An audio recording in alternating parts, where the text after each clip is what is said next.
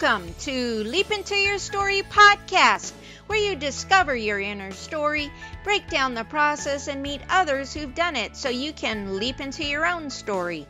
We interview amazing guests who provide powerful insights that inspire you to get your story told.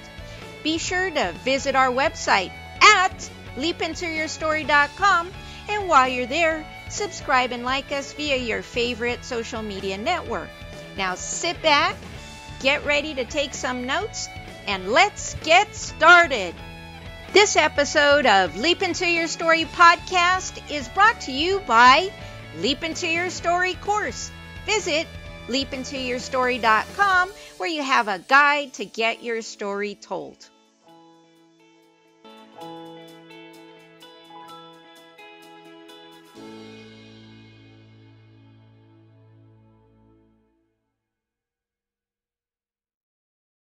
I was working in the funeral home that I became interested in facility called Area 51 in Nevada in 1988.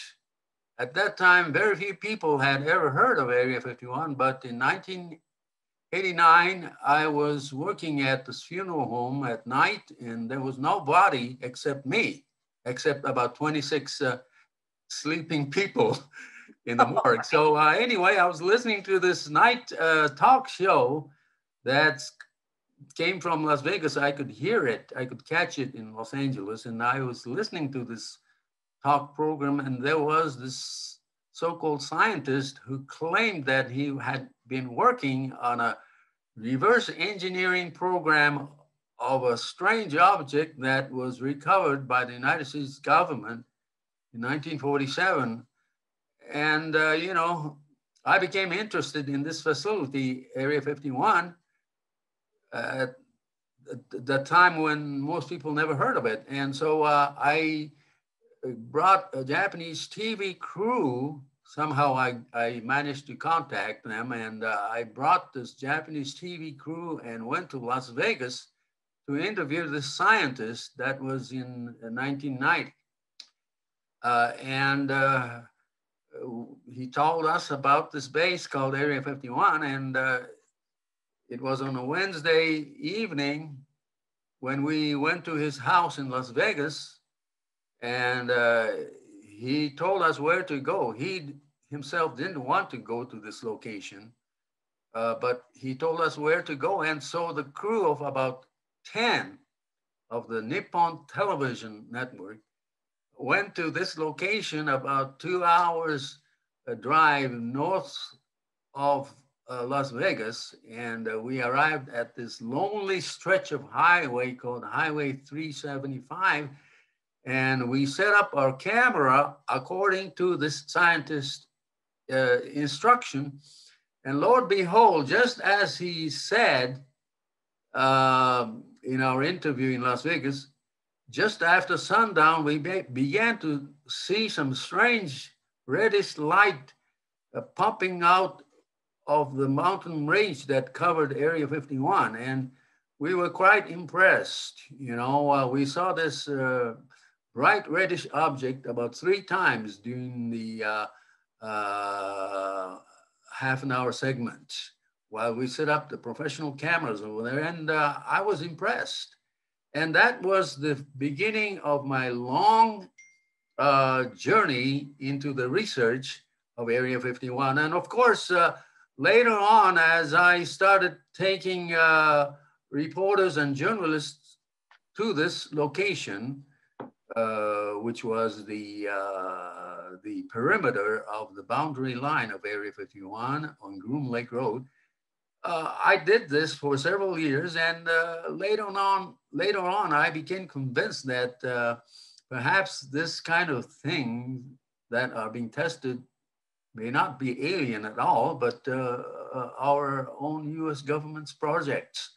But anyway, at the same time, I became interested in the rumors in New Mexico that there was a secret underground facility located inside a Native American reservation called the Hickory Apache Reservation, which was located in their town called Dulce, and that was in 1990 also. And I took the same TV crew and began to interview the local folks there.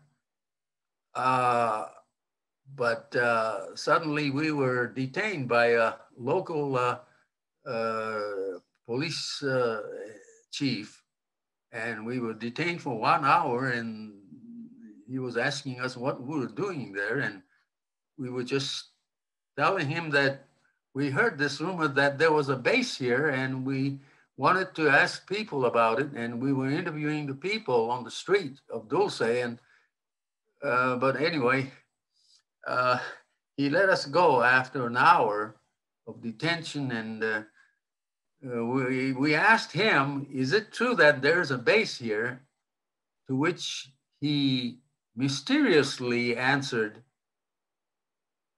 I don't want to talk about it. And so that was an interesting experience. And so that became my passion later on, which was to get to the bottom of this rumor that there was an underground base or underground laboratory conducted by the US government over there in Dulce. And, you know, I've been to Dulce many, many times thereafter, and I go there even now because it's only about 3 hours drive from Rio Rancho. And over the years, I befriended a lot of Native American people over there in Dulce. And, you know, even though there is absolutely no tangible, physical, and even documentary evidence whatsoever that there is a physical underground base there, there are still many sighting reports there, even today, of local people seeing some strange lights at night, and once in a while seeing a flight of some military helicopters over the area over Dulce. And so I still don't have any evidence, but, well, even though they may not be a physical base there, I believe that some kind of what I describe as paraphysical phenomenon can exist over there, you know, and because people still report strange lights, and local people there report seeing visions or actual you know, things like Bigfoot, and hearing strange sounds and so on, and things like that even go on even to this day. So I think there's something there. There may not be an underground base there, but, you know, that's a Native American land which is filled with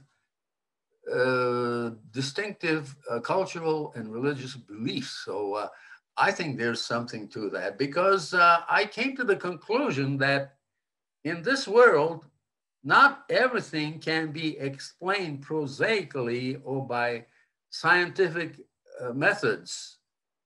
Empirical science right now cannot explain everything about this world. There's still something strange and sometimes wonderful about this world that we cannot see with our physical eyes. And so that's my basic position.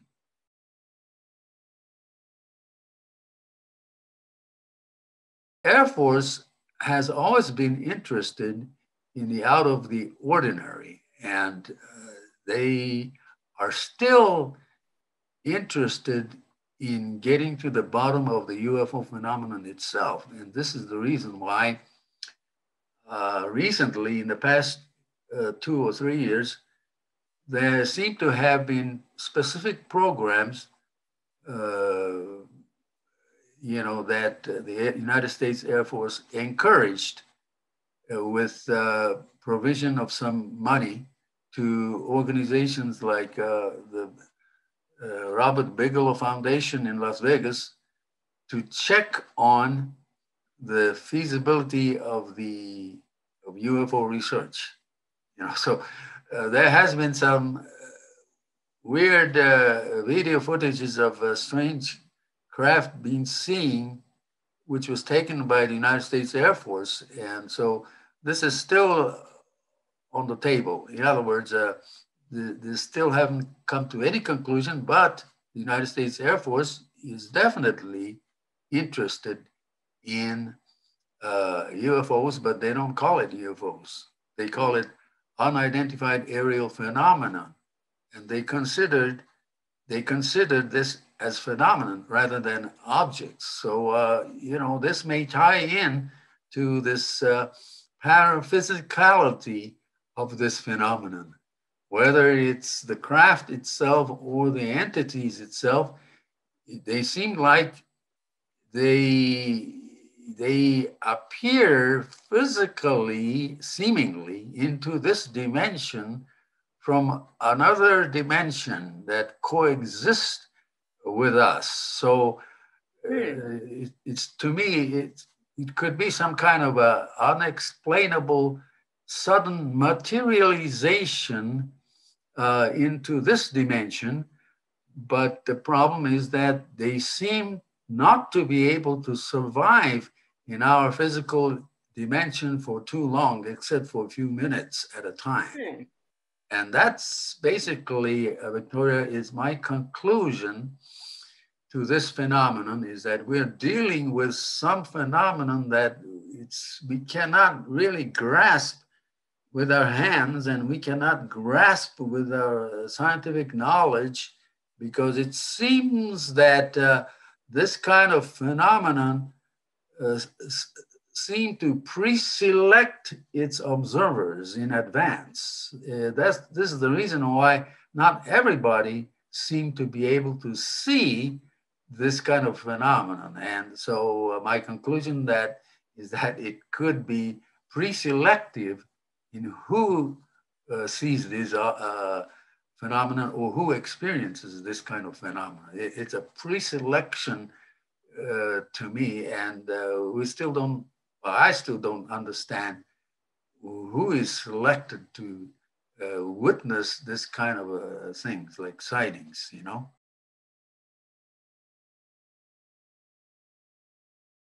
My two encounters with reptilian aliens. One not so good, one good. I'll start out with the not so good one. At least I've been advised that one could have been not so good. I didn't exactly have the opportunity to go face to face, because whatever unseen person who was next to me when I had this encounter advised me that it was not in my best interest to see somebody who in 1 minute was a person and in the next minute had a big old snout, crocodile head.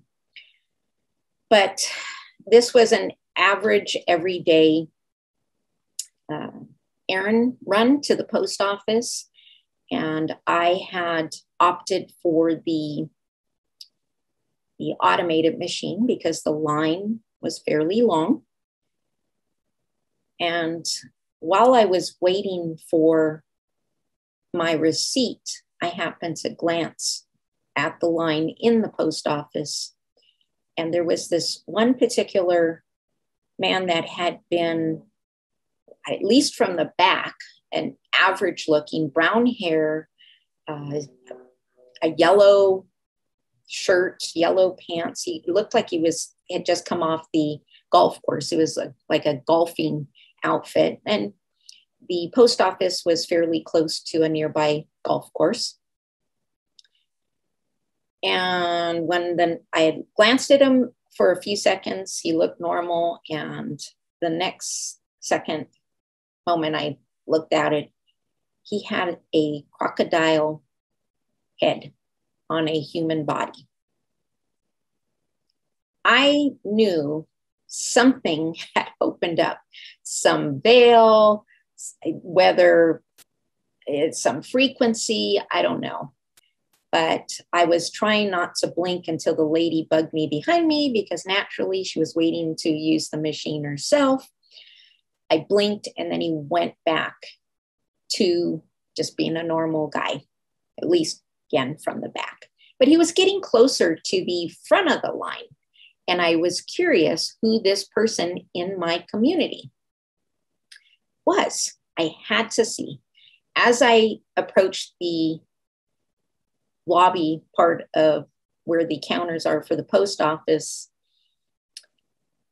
I heard a voice saying, do not let him know that you know what you saw.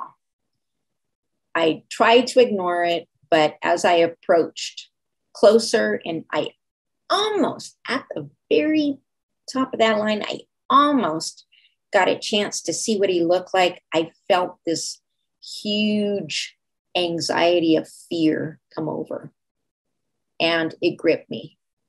And I realized, yeah, it's probably not a good idea.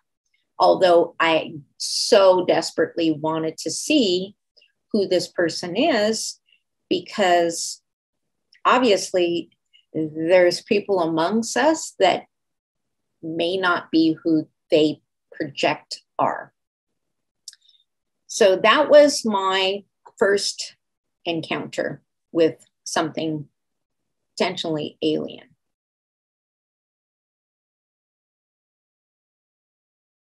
The other one was through dreamtime experience that bled into waking time. It's the first time I'd ever experienced anything like that with any of my dreamtime encounters. So in this dreamtime encounter, it's like I was underneath one of the pyramids in one of the tunnels. And there was a battle again with these crocodile-headed men against turtle-headed men. And the turtle-headed reptilian guy seemed to protect me and what appeared to be some tourists who were also trapped under the pyramid. And when the turtle guy shot something out of this extremely large black gun, it came out, it looked like clear blob, and it made contact with the alien-headed guy who was actually climbing the wall like a lizard, but he was a man body with a reptilian crocodile head. This gel stuff made contact with him and it vaporized him. There was nothing left of him. I woke up from that dream, and apparently in this battle, I had been hit with some of that plasma stuff, and that's what it was explained as plasma. And when I woke up from that dream experience, I had the most incredible headache to a point that I couldn't even move. It hurt to move. Nothing. It was like a migraine of 100. And the fact that any little thing outside of breathing, even that's hurt, just created an extraordinary amount of pain. I thought for sure I was a goner because I couldn't even roll over on the bed to get to a cell phone or a landline or anything. Even I had to just stay put. And while I had my eyes closed, I felt a hand stroking my head. I thought for sure maybe my husband picked up a telepathic SOS, and to my amazement, surprise, and fear, it was my turtle head guy from my dream. And he had explained that I had gotten some of the plasma blast, and that even though it was extraordinarily painful and I thought I was going to die, he says, if you go to sleep, he goes, when you wake up, you'll be fine. And of course, he didn't talk to me. He was speaking to me telepathically because I couldn't even, any little movement was just this extraordinary pain that I never felt before. And he assured me that I would be fine and I was going to be recuperating and not to be afraid of him. He was there to help. And he was brushing my head to try to get me to go back, to calm down, to go back to sleep. And as I was almost there, I did ask him what his name was, because I had to find out. And he gave it to me. His name was Har, and he explained he was from Marduk. First time I ever heard of it, but apparently there is some information out there about a planet called Marduk. And sure enough, I went to sleep. I woke up. I was pain-free, and I felt just fine. Thank you for tuning into the Leap Into Your Story podcast, where you discover your inner story, break down the process, and meet others who've done it so you can leap into your own story. Remember to visit our website at leapintoyourstory.com and enjoy even more great episodes like this one. Again, while you're there, subscribe and like to us via your favorite social media network. We're looking forward to seeing you next time on the Leap Into Your Story podcast.